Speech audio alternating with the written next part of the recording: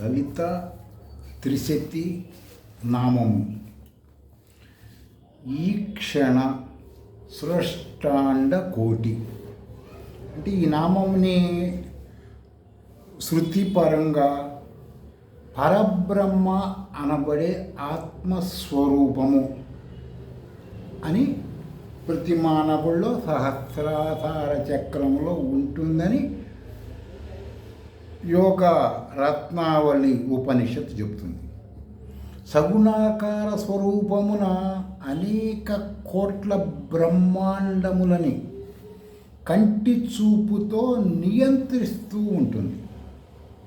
అర్థమైందండి? సగుణాకారంగా నిరాకార నిర్గుణ ఆత్మస్వరూపంలో ప్రతి ప్రాణిలో ఉంటుంది.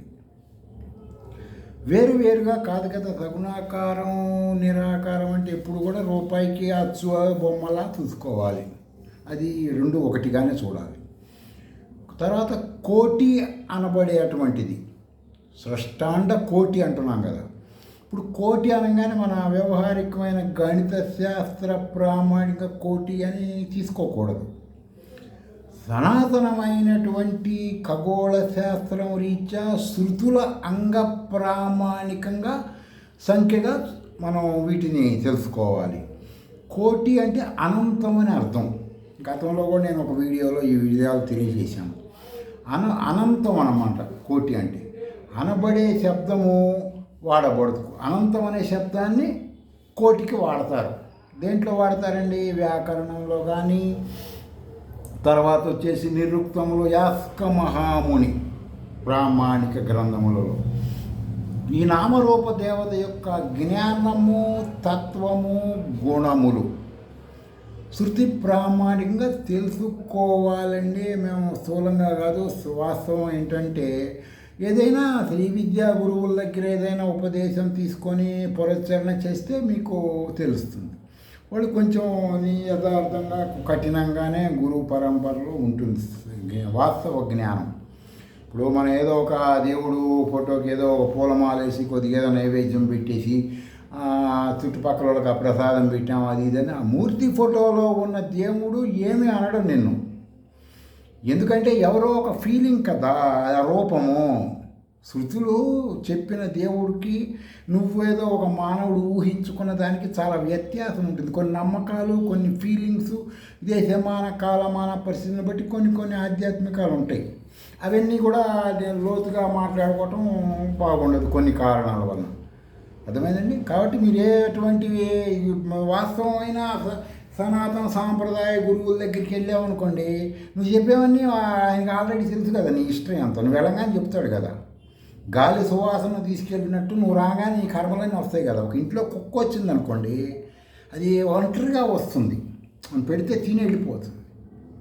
ఒక మానవుడు లోపలికి వచ్చాడు అనుకోండి, 100 తీసుకొస్తాడు, 100 ఆలోచనలతో వస్తాడు. వాటిని కర్మలు అంటారు. వీళ్ళు ఆల్రెడీ అనేక సంవత్సరాలు అనేక మంత్ర సాధన చేసిన వాళ్ళ దగ్గర అన్నీ తెలుసు కదా. కాబట్టి వాళ్ళు నువ్వు చెప్పే వాళ్ళు నమ్మరు. వాళ్ళ నమ్మకాన్ని నీ యొక్క భవిష్యత్తు బాగుండాలని ఆ విధంగా వాళ్ళు చేస్తారు. ఆ విధంగా ఏం చేస్తారండి? ఆ విధంగా అంటే ఏ గురువు శిష్యుడికి శ్రీ విద్యా గురువు ఆ గుడికెళ్ళు ఈ గుడికెళ్ళు ఆ దేవుడికి పెట్టడం చెప్పడు, ఏనాటికి చెప్పడు. ఎవరు చెబుతారండి? అదంటే ఉదర పోషణ ఆధ్యాత్మిక పరులు చెబుతారు.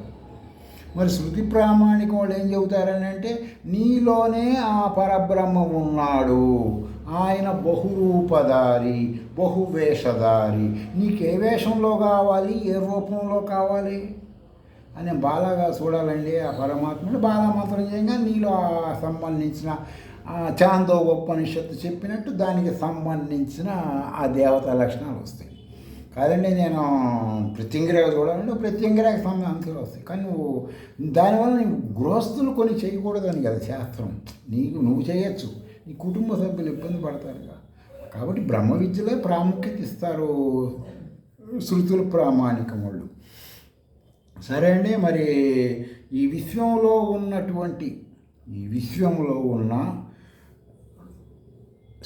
సత్యము, జ్ఞానము, ధర్మము అనబడే అనంతమైన శబ్ద రాశి అనబడే చెప్పినవి ఒక శబ్ద రాశి, అనంతమైన శబ్ద రాశి అంటారు వీటిని.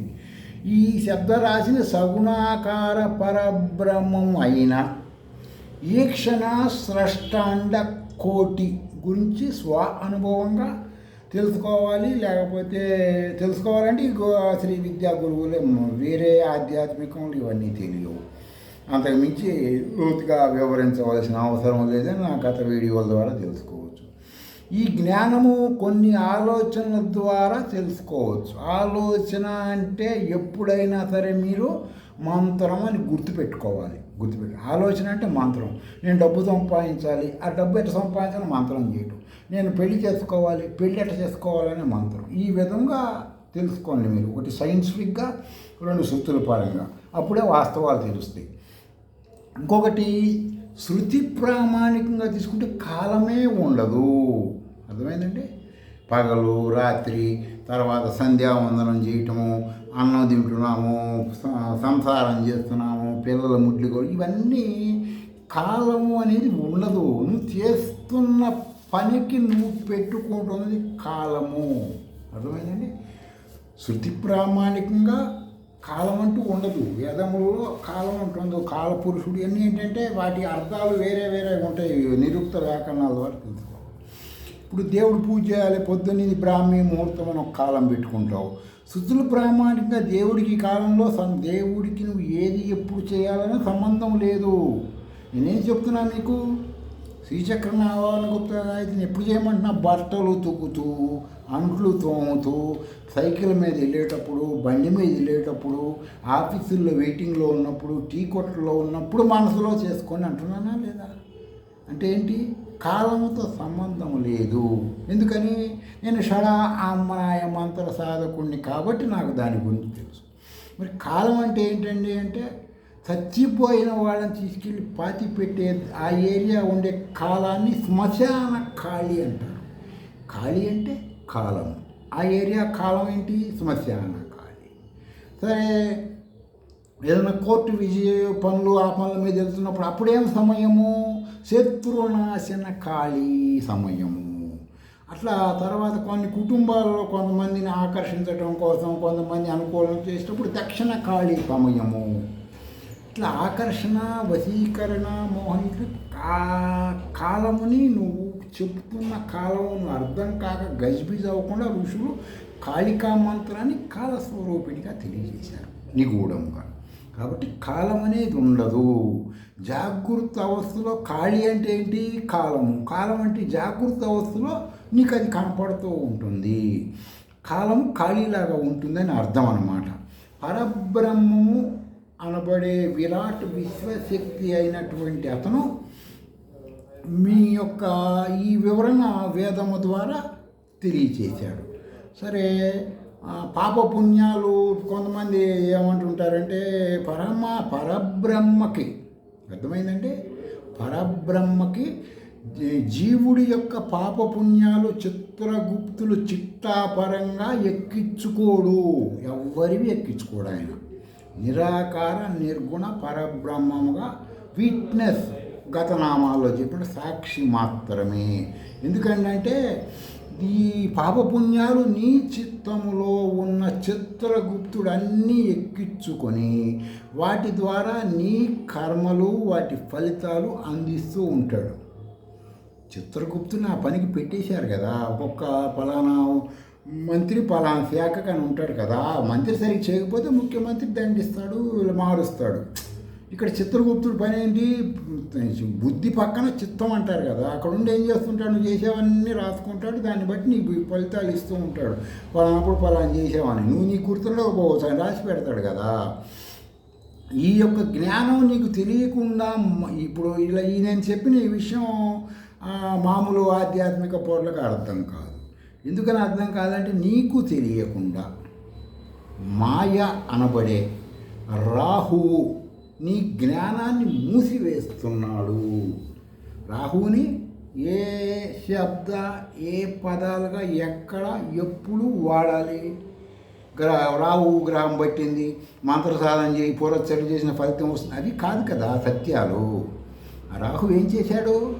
నీలో నీ చిత్తాన్ని ఏం చేసేస్తున్నాడు? మూసేస్తున్నాడు నీ కర్మలను బట్టి. ఆ తెలివి తక్కువ తనాన్ని, ఆ అజ్ఞానాన్ని, ఆ విద్యని శ్రీ విద్యా మంత్ర సాధనలో నశింప చేసుకుంటే ఈ విశ్వ శబ్దరాశి అనబడే విరాట్ చైతన్య శక్తి ఎలా ఉంటుందంటే నిష్కళే పరమే సూక్ష్మే. అర్థమైందండి? మన గతంలో కూడా చెప్పాను, సూది మొన అంత ఉంటుంది అని చెప్పి పరమాత్మ స్వరూపం అంత చిన్నదిగా ఉంటుందంటే మహాహిమాలయ పర్వతాలు అంత ఎత్తుగా కూడా ఉంటుంది. అంటే నువ్వు ఎలా చెప్పలేరని అర్థం అన్నమాట. ఋషులు ఆ విధంగా చెప్పారు మనకి. ఆ ఆత్మ తత్వం శ్రీ విద్యా మంత్రం ద్వారా నీలో ప్రకాశిస్తుంది.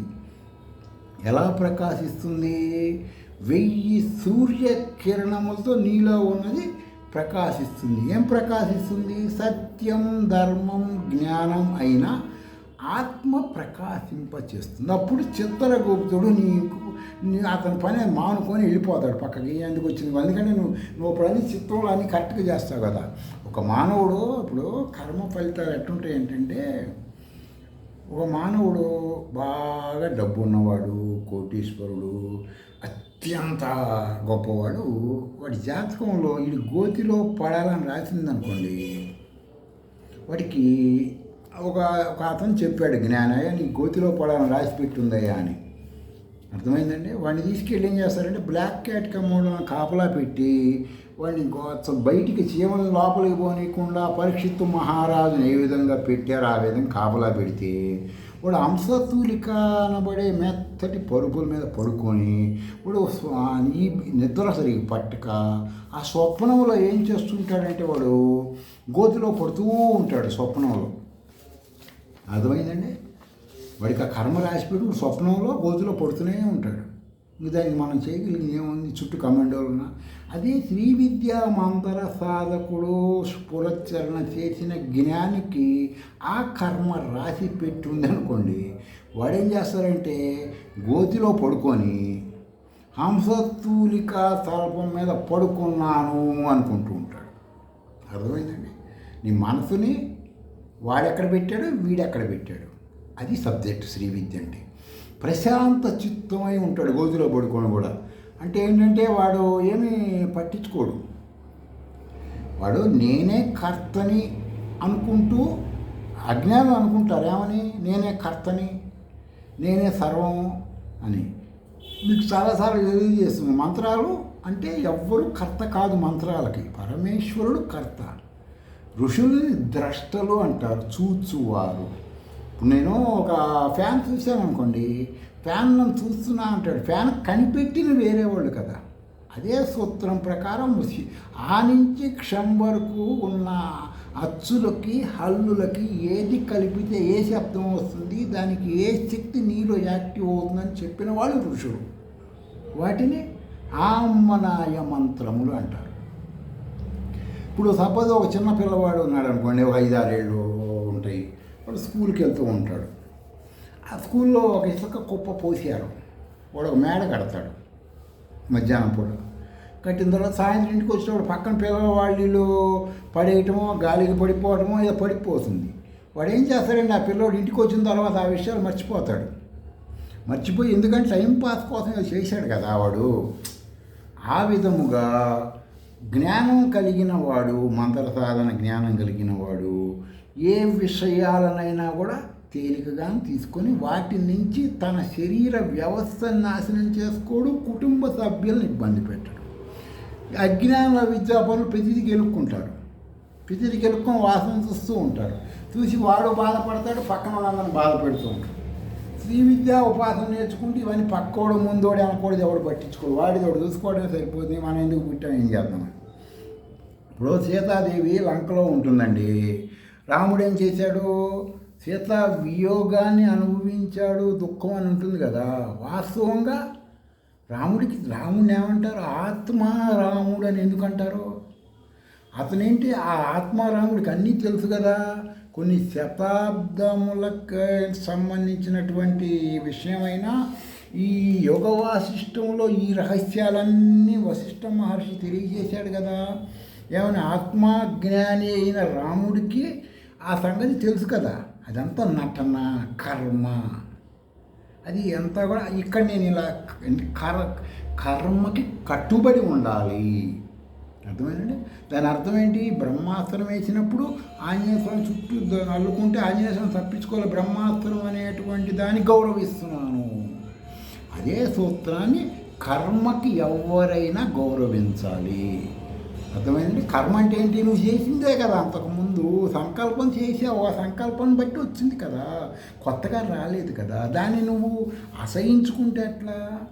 ఆ విధంగా ఆ కర్మని నేను అనుభవిస్తున్నానని అనుకొని నీకు తెలియకుండానే ఉంటావు అన్నమాట. శ్రీ విద్యా మంత్రసాలలో ఇది రాముడు దుఃఖం అనుభవించలేదు, వాస్తవంగా అనుభవించాడు అని అనుకునేటట్టుగా చేశాడు. ఆత్మారాముడు అంటారు. ఇవన్నీ ప్రతిదానికి కొన్ని నిగూఢమైన పదబంధనములు ఋషులు చేశారు. మనకు తెలిసిన జ్ఞానంతో మనం మాట్లాడితే ఎట్లా? ఇప్పుడు గాయత్రి మంత్రం తీసుకోండి. గాయత్రి మంత్రంలో వచ్చేసి ఇప్పుడు నేను చెప్తున్న శ్రీచక్ర నవావరణ గుప్త గాయత్రిలో కూడా ధీమహి విద్మహే ప్రచోదయ, ఈ మూడే వాస్తవమైన సత్యాలు. మిగతా మంత్రం అంతా కూడా అది వేరే అర్థాలు శబ్దాలు ఉంటాయి. అదే ఆ మూడు అర్థాలను తీసుకొచ్చి ప్రతి మంత్రానికి ఎందుకు పెట్టారు? గానము చేస్తున్నవాడు అంటే మంత్ర సాధన చేస్తున్న ప్రతి ఒక్కరిని రక్షిస్తుంది. ఆ రక్షించి శబ్ద అర్థ జ్ఞానం పేరు గాయత్రి. గాయత్రి మంత్రం కాదండి. గాయత్రి అంటే గానం చేసేవాడిని సామవేద ప్రామాణికంగా చెప్పారు. ఇవి శ్రీ విద్యలో ఉన్నటువంటి వాళ్ళకి తెలుసు, తెలియని వాళ్ళు ఏదేదో మాట్లాడుతూ ఉంటారు అవిద్య అజ్ఞానంతో. ఇప్పుడు ధీమహి అనగానే ఇప్పుడు మంత్రం చేసుకుంటే మంత్రగాయత్రి ధీమహి అని కొంతమంది శ్రీ విద్యా గురువులు అందరూ ఏ మంత్రం చేసినా మంత్రగాయత్రి చెబుతారు. ఆ ధీమహి అంటే నువ్వు దేనినైతే ధ్యానిస్తున్నావో, ఏది ఆలోచిస్తున్నావో దాని యందు మనసు ఏకాగ్రతం అవుతుంది. అలా అవ్వటానికి మంత్రగాయత్రి సపోర్ట్ చేస్తుంది. అందుకని ఏమంటారు? ఓ మంత్రం పురోచ్చరణ చేస్తే దశాంశం ఇది చేయండి అంటారు 10,000 మంత్రగాయత్రి. ఆ విధంగా అన్నమాట. కొన్నిటికి మంత్రగాయత్రి ఉండకపోవచ్చు, కొన్నిటికి ఉంటే గురు పరంపరలో తెలుసుకోవాలి. తర్వాత అభీష్ట సిద్ధి జరగాలి అన్నా కూడా మంత్రగాయత్రి ఉండాలి. ఏ శ్రీ విద్యా మంత్రానికైనా మంత్రగాయత్రి గురువు పరంపరలో వాళ్ళు తెలియచేస్తారు.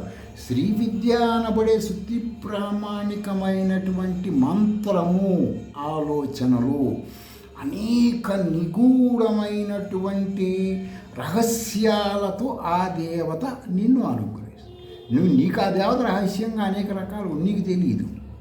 ఇప్పుడు సాగర గర్భంలో అనేక నిధి నిక్షేపాలు ఉంటాయి కదా. ఉన్నప్పుడు ఆ పైన వచ్చేటువంటి నీళ్ళకు కానీ అలలకు కానీ పైన ఉండే జంతువులకి కానీ ఒక అందరికీ తెలియదు కదా. దానికోసం కృషి చేసినటువంటి వాళ్ళకి ఆ సాగర గర్భంలో ఉన్న అపార నిధి నిక్షేపాలు ఎలా తెలుస్తాయో అదే సూత్రం ప్రకారము అనుష్ఠానము అంటే మంత్ర సాధన. మంత్ర సాధన అంటే ఆలోచన. ఆలోచన అంటే నువ్వు ఈ శృతి ప్రామాణికంగా దేని గురించి నువ్వు పురస్కరణ చేస్తావో ఆ దేవత తనలో ఉన్న అద్భుతమైనటువంటి మొత్తం నిధులు నిక్షేపాలని తెలియజేస్తుంది. కాబట్టి ప్రతి ఒక్కళ్ళు అంద పరంపర ఆధ్యాత్మికం మానుకొని శ్రీ విద్య అనబడేటువంటి మహాసనాతనమైనటువంటి వేద ప్రామాణికము శృతి సమ్మతమైన శబ్ద అర్థ జ్ఞానము నేర్చుకోండి. మీ కుటుంబ సభ్యులను మీరు అందరూ కూడా సత్వగుణం, రజోగుణం, తమో గుణాలు వీటి వలన కలిగే రోగాలు, ఫీలింగ్స్ను, వాత పిత్త కఫదోషాల వలన జరిగేవన్నీ మీకు అవగతం అవుతుంటే ఆరోగ్యపరంగా, ఆర్థిక పరంగా, కుటుంబ పరంగా ఉన్నతమైన స్థితికి వెళ్తారు. స్వస్తి.